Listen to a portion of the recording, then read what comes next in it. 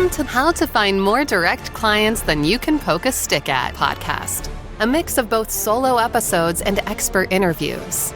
Our ideal listener is an early career, ambitious, and passionate online language services provider. She is committed to professional growth and achieving success in the fiercely competitive translation and interpreting industry. She balances multiple responsibilities with resourcefulness, values mentorship, is open to learning, and investing in her professional development journey. She embraces technology and seeks to optimize workflow, eager to connect with like-minded peers and build out her professional network. She is determined to overcome challenges and become a sought-after freelance translator. And here's your host, medical translator and translator business mentor, Jason Willis-Lee.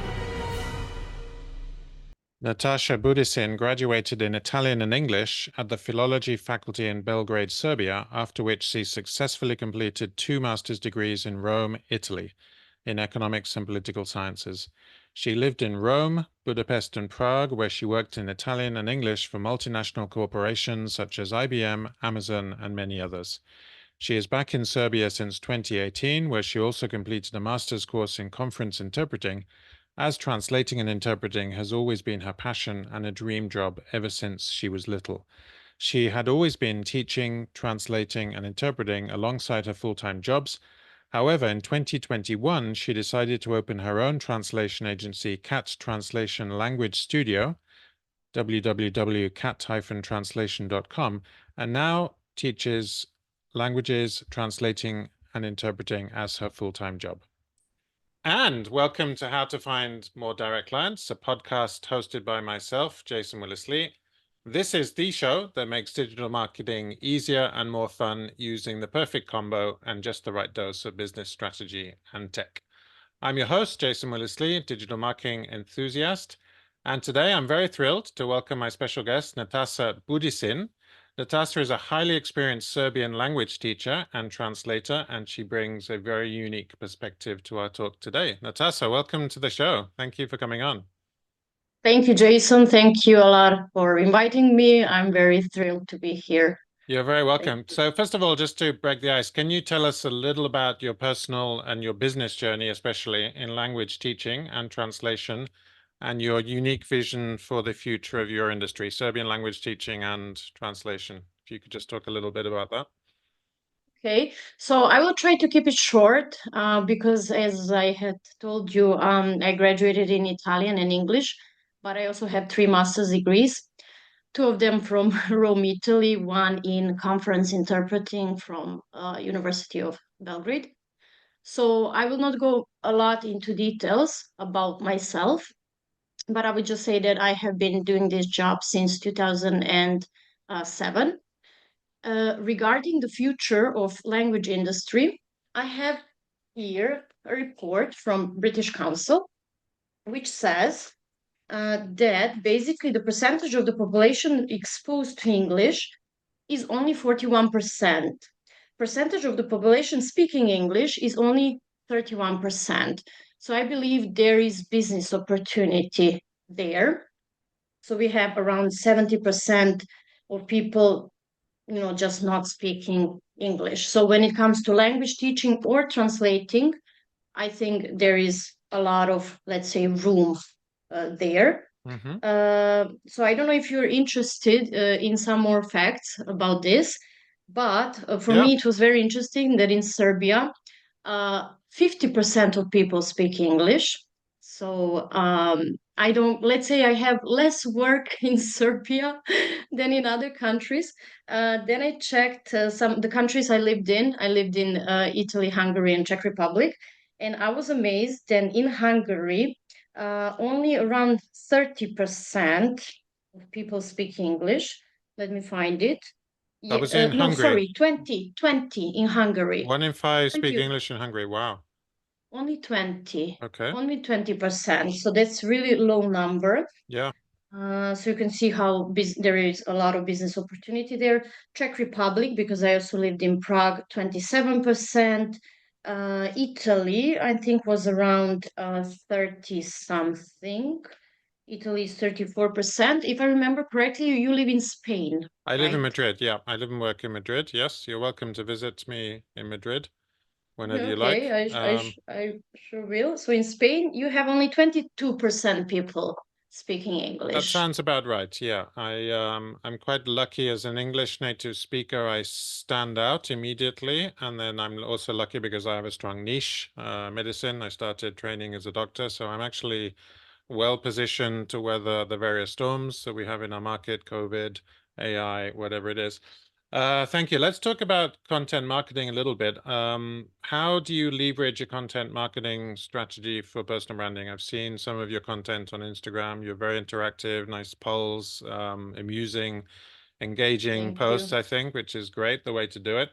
What I try and teach my coaching students one-to-one. How do you leverage that strategy, and how, does it convert Serbian language students, or do you get translation work through that strategy? It does. It does. Okay, so I have, as you know, I'm both teacher and translator Yes. interpreter from on one side.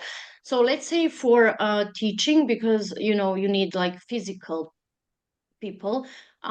So I focus my marketing strategy on Instagram and Facebook Okay. because I think companies, if you want companies as the clients, and that's more like for translating interpreting, you have to post, at least I believe so, on LinkedIn, maybe a little bit on Facebook, but I think Facebook and Instagram are more for acquiring students than clients for translating and interpreting. So this is why, so I have two profiles on Instagram. One is my, let's say, half private, half business, Hmm. because it started, just for fun. And then now I have almost 3,000 people following me. It's called Modern Nomad Linguist because I'm trying to connect, traveling with languages. Mm. Another one is much smaller. It's called Serbian with Nomad. I have around 250 people. Hmm. But what is interesting, because on this profile, I'm very, how to say, specific. I post only things about Serbian language, Serbian teaching. So I get more students on that one, which is very small, Yeah. than on the big one. The big one is okay, maybe good for self branding. I post, as you said, amusing stories like from traveling and stuff. But here I'm highly specialized. So in your book, how to find more direct clients, you also Yes. speak about niching and specializing. Correct. So this is very important. So this year, I decided to track, how many classes I have, like Serbian, Italian, and English, Hmm. and I realized I have a lot of Serbian classes. I don't know if you follow this, let's say, part of the industry, but here we have a lot of Russians now. Mm. So a lot of Russians learning Serbian. So we have around 300,000 Russians who came to live in Serbia.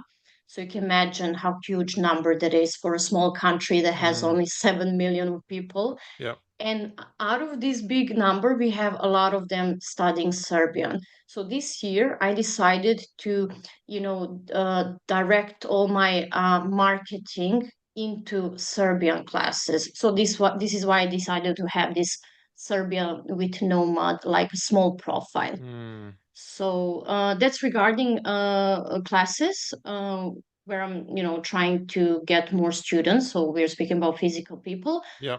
When it comes to companies, of course, LinkedIn is number one, but also fairs. I think fairs, going to fairs, conferences, that is also Hmm. important. Trade fairs. Yeah. Yeah. uh, yeah, we have Faro Belgrade. And what is nice, Faro Belgrade, you can open your profile and then you can connect with companies that are going to expose Hmm.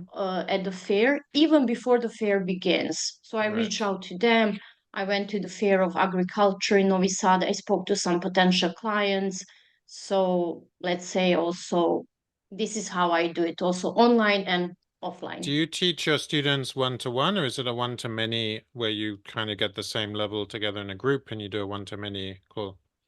Both. Mm-hmm. So I have collaboration with some of the language schools. Right. Most of the groups are at those schools. For Mm-hmm. example, Berlitz, you probably heard of them, Yep. big international franchise. Yep. So I have groups there, and I now have collaboration with a school that is specialized for Serbian for Russians.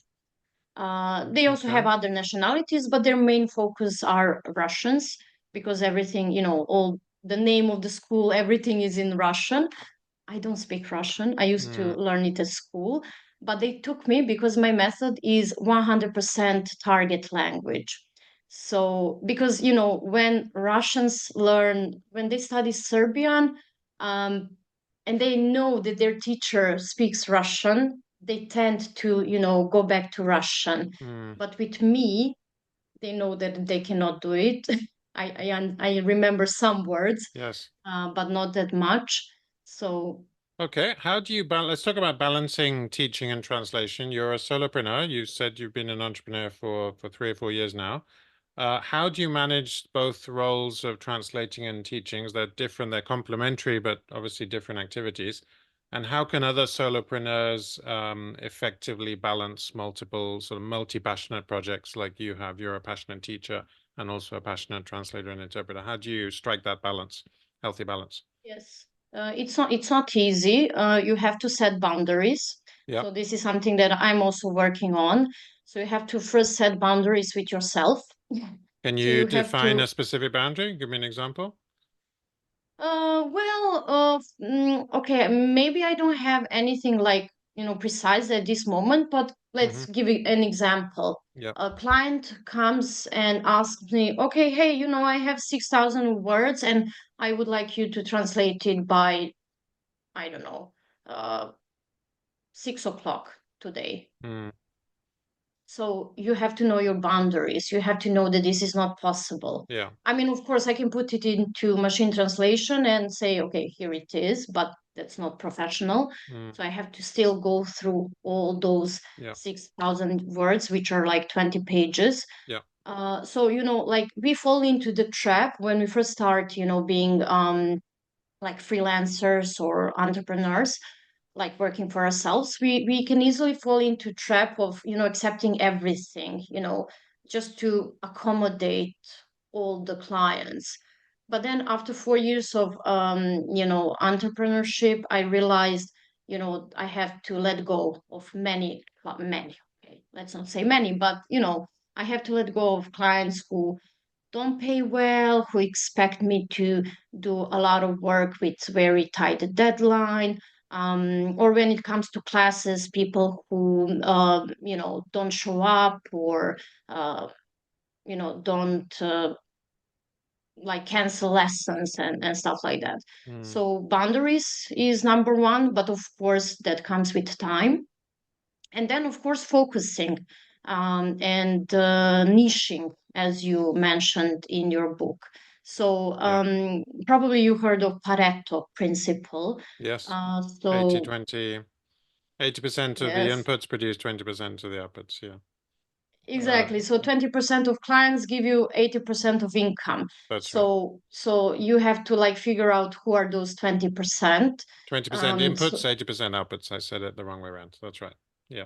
yeah, but yeah, I got it. So anyway, what I do now, I track everything. Mm. So I don't have any sophisticated program at the moment. I just use Google Sheet.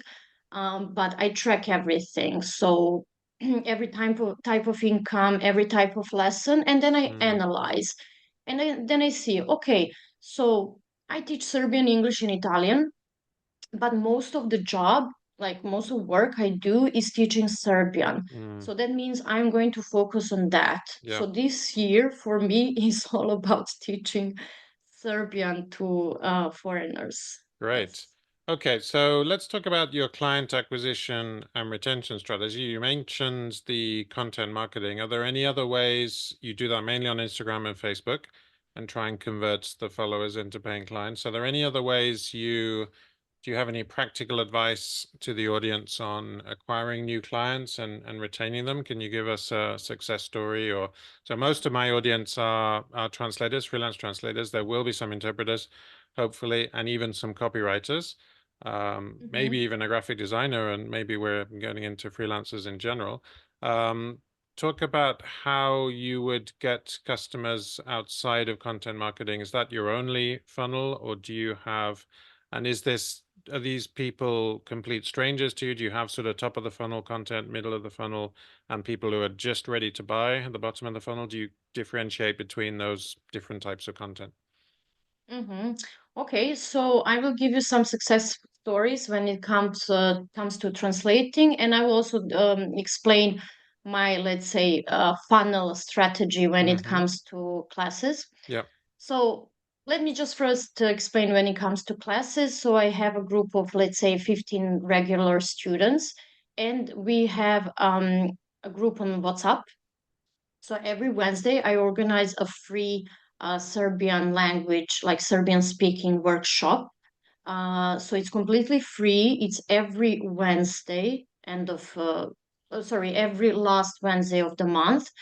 And this is like a lead magnet for me, because after each free workshop that I also enjoy and they also enjoy, and they get to know each other and everything, I always get some inquiries, whether it's or not only inquiries. Let's say I get payments for one-on-one classes, email course, different things. So I always have something out of that.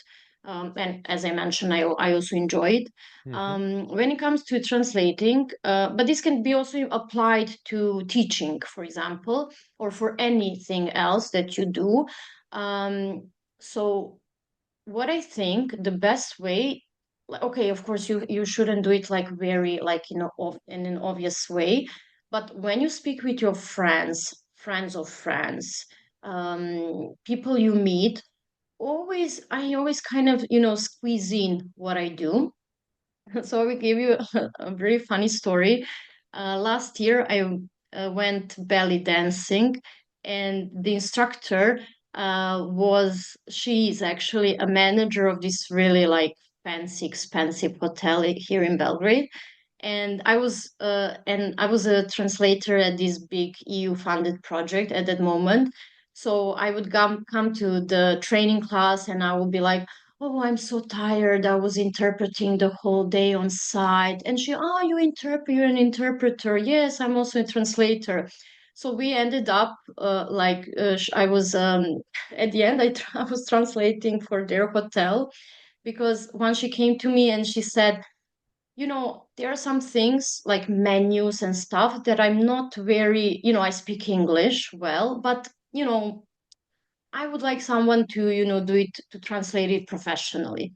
So we ended up collaborating at the end. Yeah. So, like always try to speak. This is maybe difficult for people who are not extroverted as I am. I'm quite extroverted and talkative, as you can see.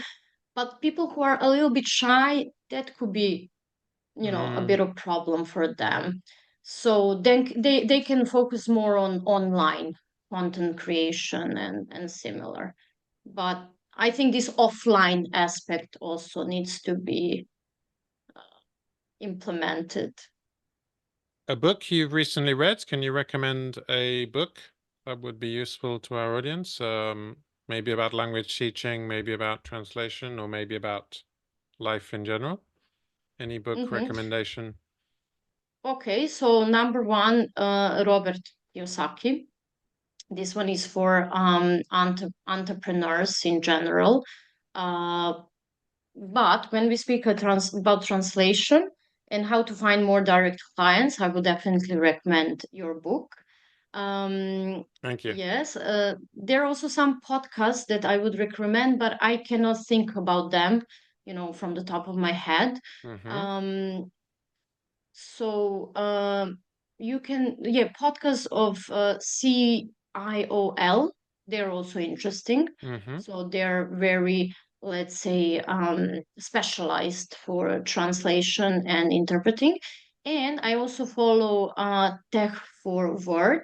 Yes. I don't know if you've heard of them. Yes, they have really Hmm. good workshops and summits. And I like the way how they, connect technology with our Mm. industry. Yes, I've Yeah. had Josh on the podcast as well. He's come on the podcast. What was the name of the author you mentioned, apart from myself? Robert Robert Kiyosaki, Kiyosaki. yes, he has the books are quite old, but gold. They're old but gold. Yep. The one is Rich. So Rich, I'm not sure in rich, English. I rich think dad, it's poor dad. Rich dad, Rich poor Dad, dad. Poor Dad. Yeah, yeah. Yes, yes, yes. I read it first time when I was at high school. My dad recommended it to me. So that was like 25 years ago. That's a That classic text. Yeah, that's a classic text. Yeah.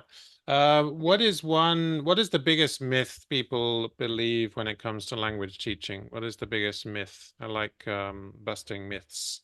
So your main Mhm. activity is Serbian language teaching. What is the myth? What is preconception or a misaligned Yeah. expectation that people come with to your first class? Yeah. Okay. So are we speaking now about students or teachers? Ah, good question. Either. A myth within the language Okay. teaching industry. Could be either. Okay. Okay. So when it comes to teaching, like, if you look at it from the teacher side, people usually think you cannot earn a lot of money with Hmm. that, Hmm. that you cannot earn decent living. Unfortunately, if you work for a public school, like a state school, then it is true, especially here in Serbia. But if you do, like you can, for example, have that full-time job plus private, do private lessons Yeah. or just do private lessons, I think you can earn a decent living. So I think this is quite a myth. When it comes to students, well, I don't know what to say because most of them come already with knowledge of uh, what Serbian is, that it's a difficult language. Mm. So Does Serbian use yeah, the Cyrillic alphabet? Is it also like Russian Cyrillic, or is it a yes, non-Cyrillic? we have both Cyrillic and Latin. So Right. we use both of them. We have to study both of them at school. Mm-hmm. So maybe I can give you one, let's say, prejudice, towards Serbian people Mm-hmm. is people usually think we are savage and everything. But when they come to Serbia, they realize how people are so kind and polite. Mm. And this is not something that I said. Because I used to work for IBM in Budapest and Amazon in Prague. So many of my colleagues from Budapest, they used to come to Serbia and they were amazed. And they Mm. would say this for Serbian people. Okay. Best business advice you've ever received from a mentor, a colleague, or maybe your dad about the book, about the Robert Kiyosaki book. Best business Yes, advice you've ever received. yeah, well, Dad is the first person that I ever, that I listen to when it comes to business because he used to be general manager of this big Mm-hmm. computer company. And of course the book he recommended. But 15 years ago when I lived in Rome, I was invited to an interview here in Belgrade. Mm-hmm. And this woman, she didn't hire me. She waited for me to come from Rome to Belgrade just to have an interview with me. Yeah. For some reason she chose someone else, but I will never ever forget when she said hiring is a two-way street. Okay, I was younger. I didn't, realize that because, when you are, let's say, 25, you just, you need a job, especially when you are, when you were born and raised in Serbia, with labor market is not so developed. Mm. So this kind of opened my eyes. And we can also apply that to, when you are an entrepreneur, you're working for yourself. So you are also choosing your clients. You're not only, you're not only the chosen one, you also get to say whether you want to work with someone. So it's a two-way street. Okay, I like that. What's one productivity tool or tip that you use you can't do without? I like talking about productivity, saving myself time and my colleagues time. A productivity tool or tip that you use that Okay. saves you time in the long term, maybe saves you money? Okay. So this is going to maybe sound a little bit funny, but traveling is my best productivity. I like that. It boosts, my productivity because first I feel better when I know that I have some trip planned. Yep. And first of all, second of all, maybe I will get, things I have to do. I will do them in 4 days because the fifth day I have to travel instead of, stretching all that work, throughout 7 days or something like that. I don't have any fancy recommendations. I don't use Asana or things like that. Click. I'm very tech savvy, but when it comes to these things, I'm very traditional, and I have my little notebook and I Yes. write everything there. So Excellent. Okay, and last question, just one word. How would you describe translation and interpreting? Just one word. What's the first word that comes to mind when I say translation and interpreting to you? challenging. Okay, That's the first word that good. comes to mind. That's a good one. Okay, so let's go into the close. Any final thoughts or key takeaways you'd like our audience to take away? You've given a very good, I think, a nice almost hybrid viewpoint of the industry. I like the way you combine language teaching and translating and interpreting. I do two activities myself, do a bit of coaching. My main day job is medical translation. Any final thoughts, or what's the key takeaway you'd like to send our listeners away with? Yes, well, I would like to tell them that earning a stable income and living a nice, decent life with your language knowledge is possible. It doesn't come overnight, so you have to work really hard. So I have been working for 15 years. I also did a lot of different types of jobs, even at call centers, even at night. I did like 6 night shifts in my life. But keep believing in yourself, and the success will come. So it is possible. That's very inspiring for newcomers. Where can listeners connect with you or learn more about your work and expertise? Where's the best place to connect? Is it Instagram, Facebook, LinkedIn? Well, depends what they're interested in. So if they're interested in, let's say, classes, teaching, then they can connect with me on Instagram. So I recommend my main profile, Modern Nomad Linguist. If they're more about translating, interpreting, then I recommend LinkedIn. They can find me as Natasa Budisin, but Natasha without H, Okay. because this is how it is in Serbian, Yes. without H. Or they can also check out my website of my translation agency, www.cat-translation.com. cat-translation.com. All right, let's wrap it up for today's episode of How to Find More Direct Clients. Do stay tuned for more engaging discussions on the evolving landscape of language and digital marketing. Until next time, remember to stay on your game and future-proof your career in the AI era. Thank you from me, and thank you again to my special guest today, Natasa Budisin. Bye for now. Thank you. Here's a fun fact about Jason. Jason is a big Star Wars fan.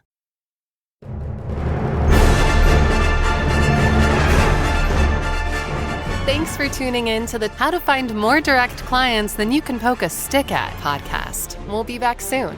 In the meantime, why not head over to www.entrepreneurialtranslator.com to access all our tools and resources to monetize and future-proof your freelance translation business. And don't forget to hit the plus button in Apple Podcasts or iTunes, or subscribe in Spotify to be notified when new episodes drop. For regular tips and insights, business strategy, or marketing techniques straight to your inbox, please sign up at www.entrepreneurialtranslator.com.